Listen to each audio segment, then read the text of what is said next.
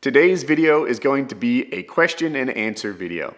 It's pouring all day outside, so what I do on days like this is I hit Twitter at WoodysGamertag. You can follow me if you want to be a part of this sort of thing.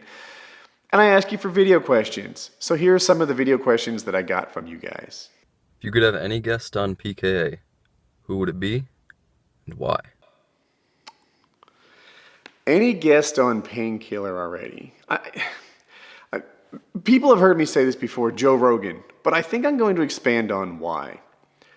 I've become a student of like sort of the big name personalities. One is Howard Stern, right? So Howard Stern creates this environment for his guests, and it's kind of this like, hey, you know what? We're all flawed people. You know, let's just chill, relax. This is a no judgment environment. Let's talk about the things that normally your inhibitions wouldn't let you talk about. And he does that, and it's successful. And people who you would think are uptight are not on Howard Stern's show. Joe Rogan does it differently, and I find it super interesting. He creates an uncomfortable silence, does it all the time. He's just listening to you. You say 1, 2, and 3, and he's like, huh. And then, it's like, Colin, I'm doing a thing. And then he just sits there and listens, and it creates a silence that the other person is forced to fill. And it's a really neat way to get your guest to speak the way you want him to speak. So I'd like to get Joe Rogan on. I think he has a lot of fascinating opinions, and I think he's really good at his job. And just having him on would be good for me. Maybe it'd make me better at my job. That's the thought process. Sorry about the boy. Hey Woody, ex-helper Vriddy here. How's WoodyCraft going, and or what's going on with it? Because I heard some rumors that it might be shutting down or something, so I just wanted to know what's going on with it. How's WoodyCraft? So, like 2 years ago, Minecraft Mojang did this saber rattling about the EULA. Now the EULA basically says that you can't make money off of Minecraft with all the sorts of things that most players like to buy. My server at its peak had like 3,000 people on, a little more. I mean, maybe one day we hit like 3,600 or something. That was the most we ever had. But that was really good for us. And it is really, really good for what we specialized in, which was like persistent world games, things like creative, factions, survival, things where it like as opposed to mini games where every 10 minutes you just sort of start fresh. We did these persistent world games, and from a business standpoint, if you're curious, persistent world games earn a lot more money per player, but they tend to have fewer players. So yeah, it was really good. But Mojang made it so the only kinds of things you could buy would be like, you know, cosmetic effects. There's not a lot more. Pets that follow you, provided those pets don't help you. Like in some game modes, like your dog can attack people. That would be not allowed. Just cosmetic only pets that follow. The list is pretty short on the kinds of... Oh, and the other thing you can buy that works for minigame servers is like you can buy like a... It's almost like pay to win, except the whole server gets that benefit at the same time. So maybe your goal is to collect as many tokens or points or whatever, internet scores as you can. Everyone who's playing while you bought this bonus for the server gets it. That becomes legal too. But for persistent world servers, there wasn't much that you could sell. You could maybe sell those same things, but those players don't buy those things. So 2 years ago, it kind of just blew over. Like Notch was like, everyone got mad at Mojang for doing things that would make servers less healthy. So much so, that's actually the reason Notch sold his company. From his standpoint, it's like, I'm trying to do the right thing. People are still giving me crap. I don't need this. I'm taking my billion and I'm running, which is, I guess, his right to do. Well, this winter, it happened again. They did more saber rattling, but this time they implemented a blacklist. Now, WoodyCraft was never blacklisted. I kept an open dialogue with Mojang, like, hey, you know, I removed this, I removed that, I removed this, and every time I scaled back our store, they'd want it to scale back even more. And it just got to be like, well, like, it's not making money anymore. I mean, it was like barely making money or breaking even. Like the employees, the staff was getting paid, but I wasn't. The server company was getting paid, but it just kind of make it. It was just kind of breaking even for a while. And like the expression is, if it doesn't make dollars, it doesn't make sense. And so I was like, well, how do I do this, right? Like there are some people who maybe just bought a new rank or something, and they would be upset if the server shut down. So I basically shut the store down, and I'm keeping the server up. That's where we are. I'm combining. I did some stuff on the back end so I can provide the same service without it costing me as much to run as it used to. But by and large, like I'm keeping it up as a service to the people who want to play there.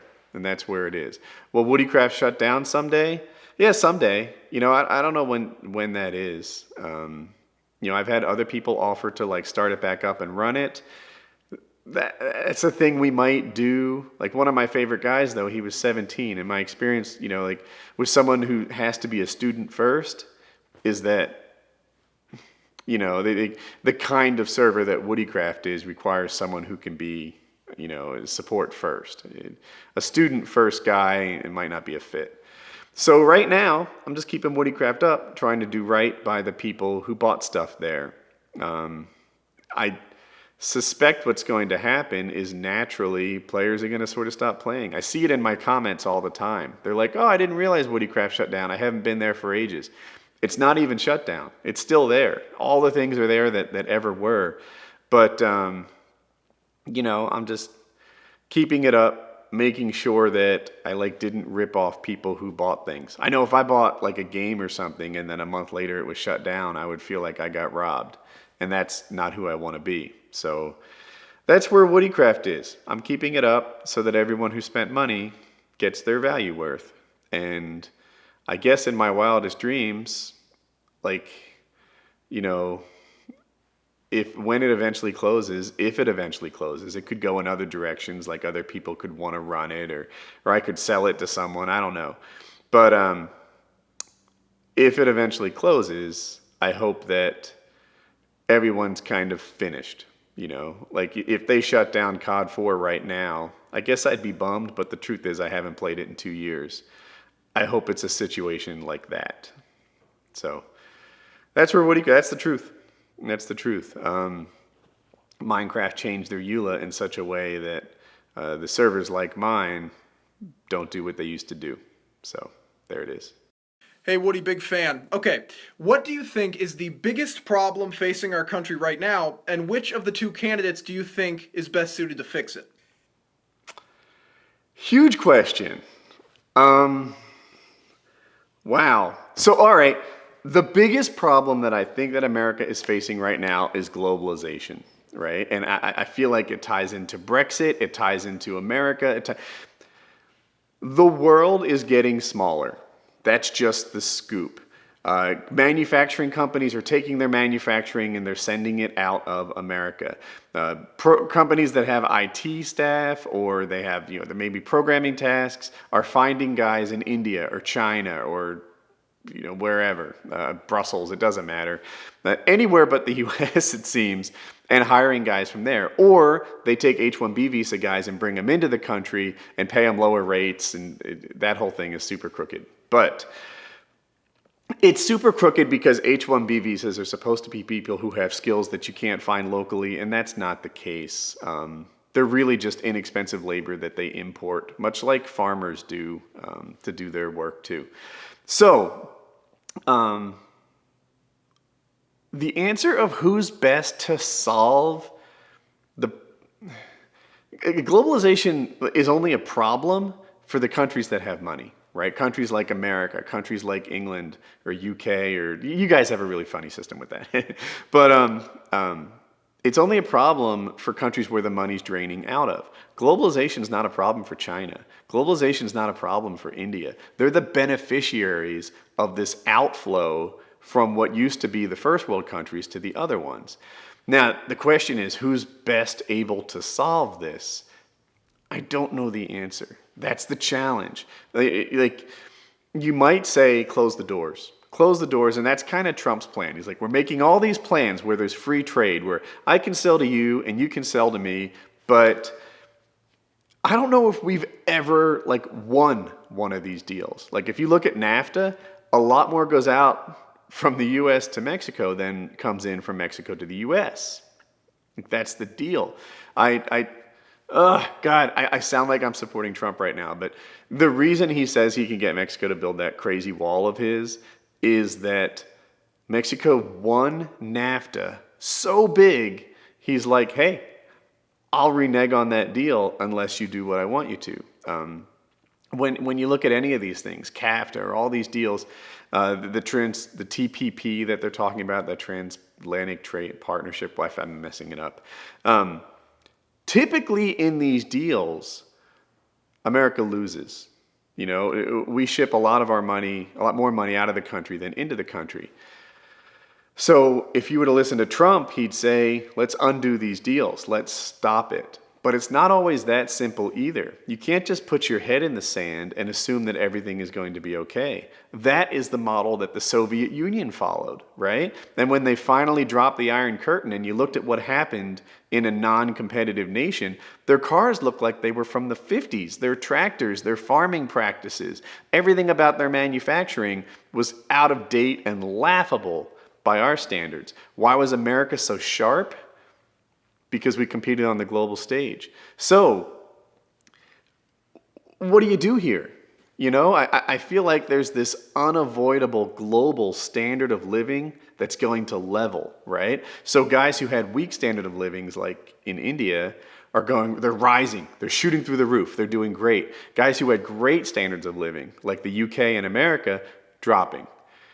I don't know the answer to solve this. It seems like it's unavoidable. Water finds its level. What's the solution? What do you do about this? I don't know. You know, Hillary, it seems, will continue to free trade and keep America sharp. Trump will close the doors and stop this trading that's creating this huge outflow of money. None of them seem to be like, get the money to flow to us. I don't know how you make that happen. So I guess I dodged your question, but not completely. I don't have a solution. And because of that, I have a hard time picking between the candidates' ideas. I think no matter what you do, water will find its level. Hey Woody, do you enjoy the weather where you live? And is it kind of weird that Hope is a rising senior going into college in 2 years?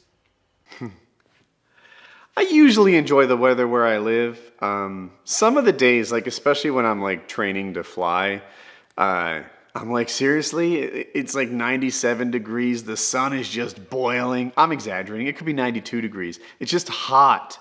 And North Carolina can get hot. And I'm spending more time outdoors now than I have in years.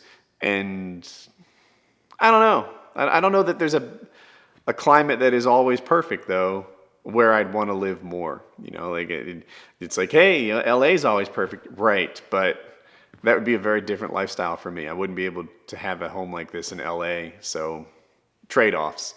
And then you asked if it's weird that Hope's a rising senior going to college in 2 years. So she is a rising senior, but she's going to college in 1 year. And not weird. I feel like look, people talk about like what age they love their kids. Like, oh, 2 years old, that's a really good age. Oh, 12, 15, whatever. I have loved all the ages with both my kids. They're fantastic. You know, every year they get better in some respect. You know, they get a little smarter, they get a little wiser, they're better able to like communicate with you. They become, in some instances, almost peers on different logic and ideas. And I like kids as they get older every year. Fantastic. And with Hope, like what we've been doing, like you guys have heard me say this before, I slowly ease in the responsibilities and the permissions and the freedoms. I'm always trying to like push a little more ability for her to spread her wings, because the last thing I want is for her to like go to college and experience like freedom and spread her wings for the first time. That's when people make mistakes. So she should be like almost a functioning adult as she heads to college, so that it's not like, oh my God, can you believe it? I can drink a beer or whatever. She needs to be like equipped to make smart decisions before next year. And yeah, I don't know. No, it's not weird to me. It happened slowly, and here it comes. It is sad to me. That's not what you asked, but I will very much miss having my kids live at home. That's a thing. When you took your break from YouTube, why did you continue doing PKA? Why didn't you stop that as well? Why'd I keep doing PKA when I otherwise took a break from YouTube? There's two reasons. There's two. It'd be undeniable to say that I felt like uploading something, even if it's a weekly video, kept the channel somewhat alive. I get that a lot of subscribers became inactive as I only uploaded weekly, but probably not nearly as bad as it would have been had PKA ended. And I feel like that's almost a confession, like there was some kind of business thought process behind it, because the other parts are just as true. I enjoy Painkiller already. I enjoy spending time with the other hosts. A lot of people like Painkiller already, and that makes me feel good. It gave me an outlet to still talk to people. There are people out there that want to hear what I have to say, and PKA let me keep doing that. Part of the reason I kept doing Painkiller already, because I like doing it. There are some nights where I'll be like, you know what? I almost wish I didn't have Painkiller already. I wish I had. I wish I could just like lay on my bum and watch Netflix or something like that. But giving into that sort of thing isn't usually good for you. You know, you lay around and watch Netflix, and by the end of the night, you never say, wow, that was really good. Oh my God, Bob's Burger is so insightful. No, instead, I value that, like, you know, I got a chance to connect with Kyle again. No homo. I got a chance to like sync up and laugh at Taylor, or with Taylor, I should have said. Like, you know, even on the days where like there's a lazy part of me that wants to just slack, I'm usually happy I did the show. I'm happy that I, you know, maintained relationships and enjoyed my time. And so yeah, Painkiller already is just a win for me. And that's why I kept doing it. In every regard, I enjoy my time, and it keeps the channel going. It seemed like the right decision, and looking back, I still think it was. What do you think the best career and major is to get into right now? And also, if you could go back to when you were 17, 18, would you change your major, or what would you major in? All right, best career / major. That has a lot to do with what you like. You know, if you would just leave it wide open, I don't know, anesthesiologist seems great. It's like the kind of doctor who just does the good stuff. Everyone loves their surgical bartender. That I think is really cool. Speech therapist, physical therapist, those are nice professional jobs. They're kind of like doctor things, but they only require a master's degree. That's really cool. Dentist. I like jobs that pay well that can't be outsourced. That also includes, if you're inclined for this sort of thing, plumber, electrician, a general contractor. You know, no one's gonna hire a guy from across the planet to come here and fix your teeth, right? That's not how that works.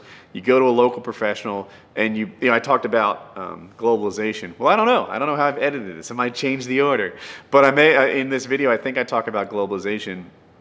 And I like jobs that are protected from that. You know, on the other hand, if your job is like accountant, for example, good solid career, makes you money, you have a skill, etc.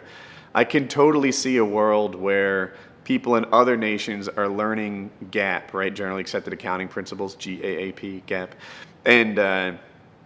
and you start competing with overseas labor on a job that's really pretty easy to outsource. Right? So that, like, jobs that are exposed to that scare me. Jobs where you have to be local thrill me. So those are the kinds of things I look at a lot. A lot of guys getting into computer science, and everyone says computers are hot, this is where you need to be, etc. You're gonna have to be better than the rest of the world, though.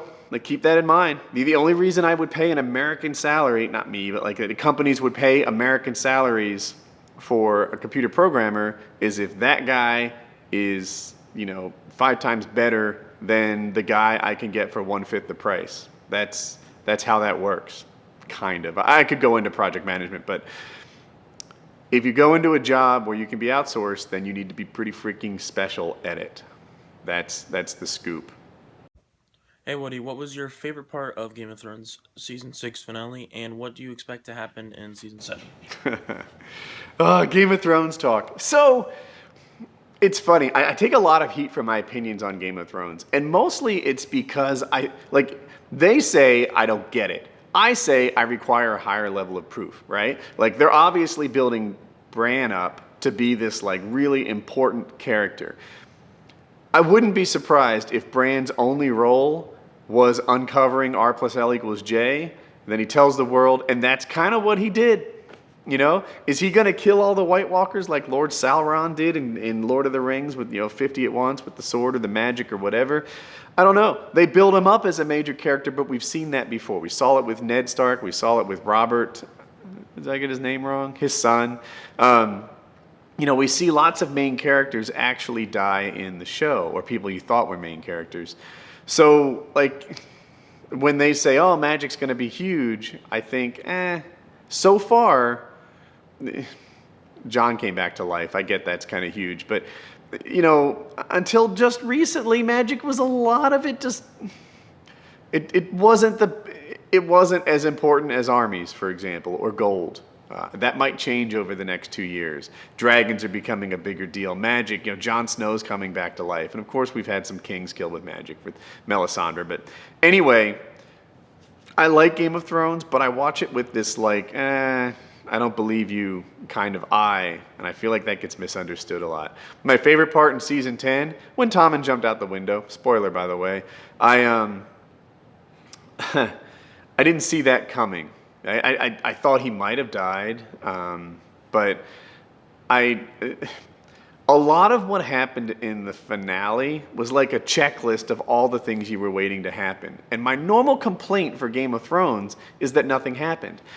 There was so much that happened in the season 6 finale, season 6 episode 10, that it rivaled some seasons of Game of Thrones, right? As much happened in that episode as did in season 4. Huge. So many plot lines really pushed forward.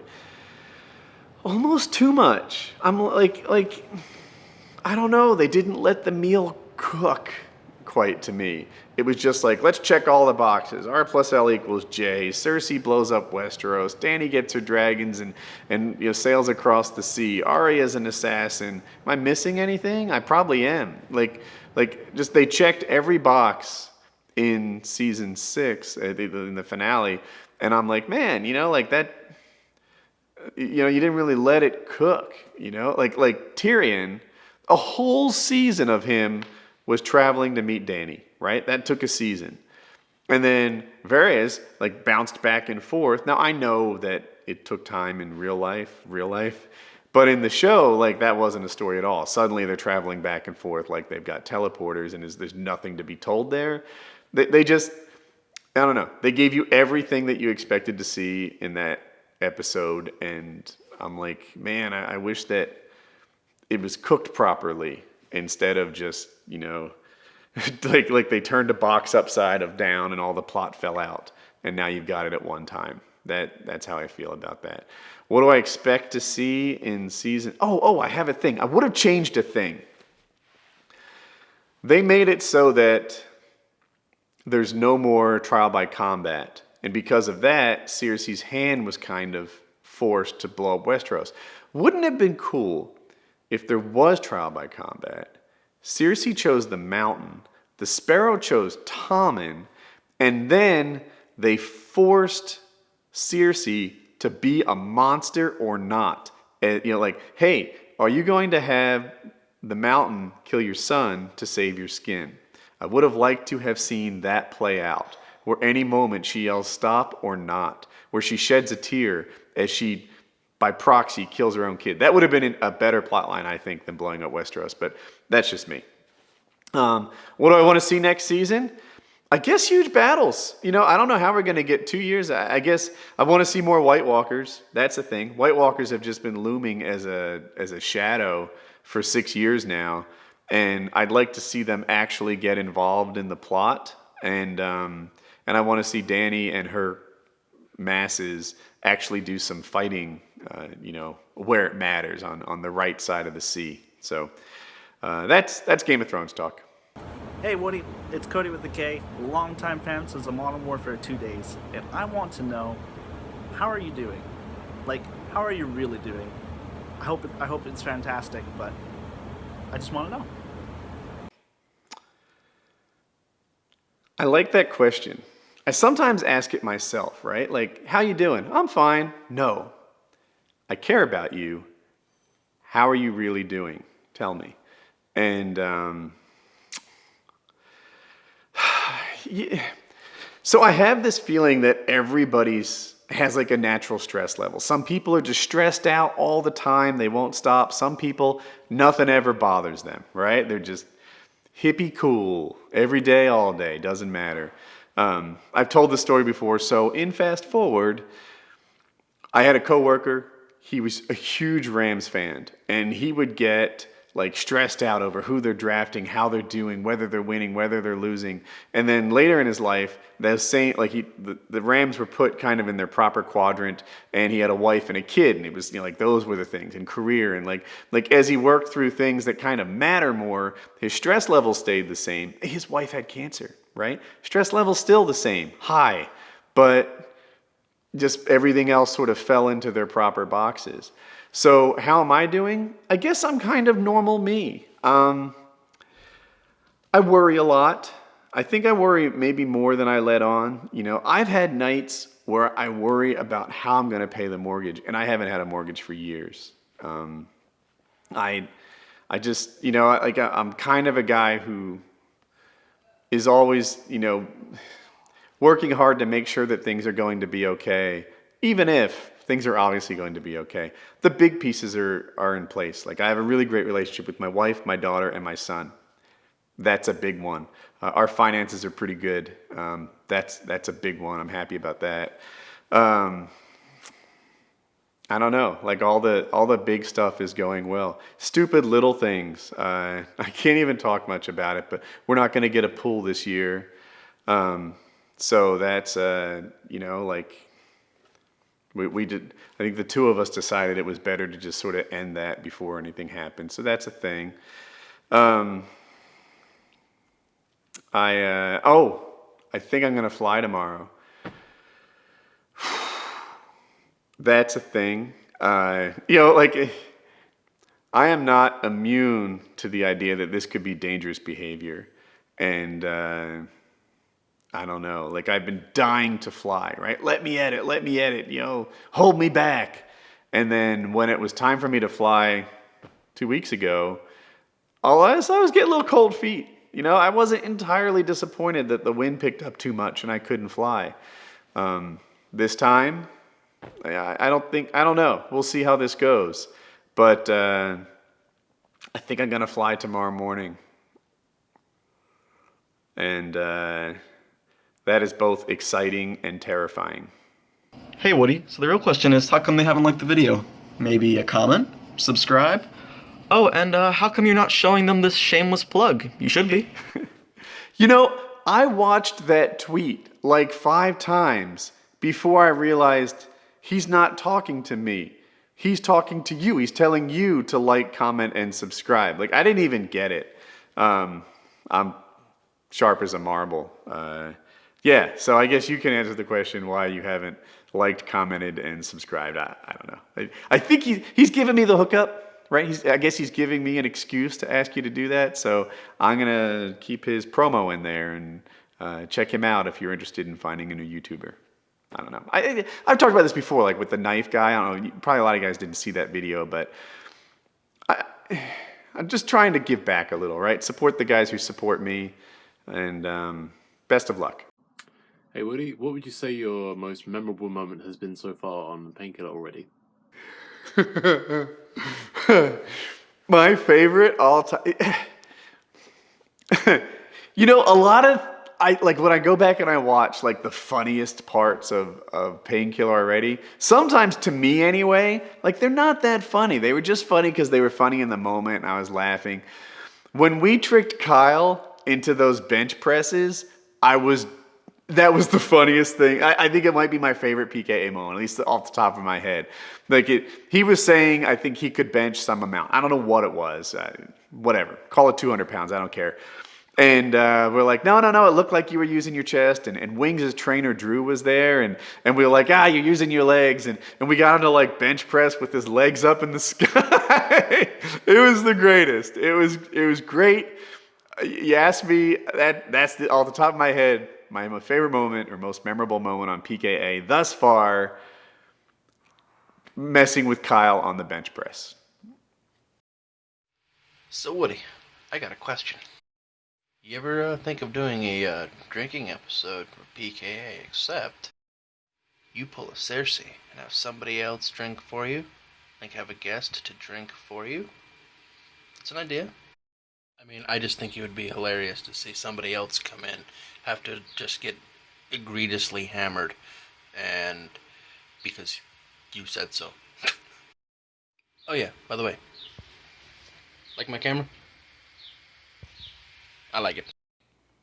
That camera is an FS700. It's very expensive. I have the same one. A trial by combat drinking episode where someone else takes my beers for me. I think the idea is hilarious. I get a big kick out of it.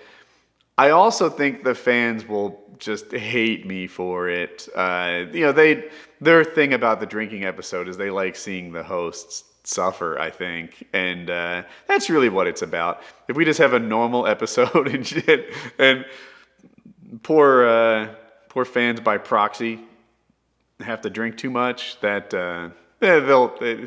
not going to be what we're looking to happen, which is for everyone to love a show. I don't know. It's hard on me. I'm sort of born to please, and I want to do a drinking episode that everyone will love, but I totally don't want to drink, and I don't know. People have had good ideas. Maybe I'm drinking the wrong stuff. Kahlua and cream? What am I, punishing myself? There has to be some like woodpeckers out there that would be better. Yeah. So, neat idea, but I think the fans would riot. Multi-million-dollar deals, got $1 million deal. When I was younger, I would wonder how $1 million feel. And for real, it feel like I ain't even broke a seal. Cause when you drop hits, they want you to pick up the bill. Now my life is in Maryland, my heart is in Chicago. New York state of mind, but out LA, man, that's where I go. When I need to lay this shit down, so much on my mind, that's the reason I'm spitting now. Finally running the game and everybody tripping now.